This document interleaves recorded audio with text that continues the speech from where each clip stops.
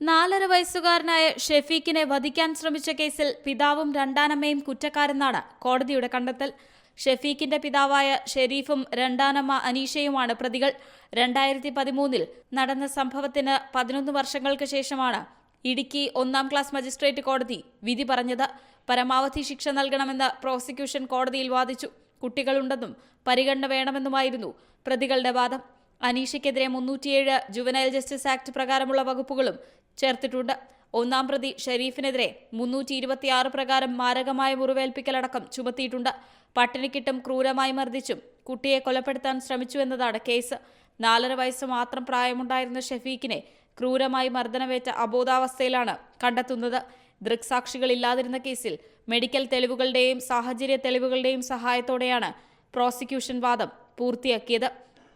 See Malayalam news, Idukki. പുതിയ വാർത്തകളും വിശേഷങ്ങളും ഇനി വിരൽ തുമ്പിൽ. എല്ലാ ഡിജിറ്റൽ പ്ലാറ്റ്ഫോമുകളിലും ഇപ്പോൾ സീ മലയാളം ന്യൂസ് ലഭ്യം.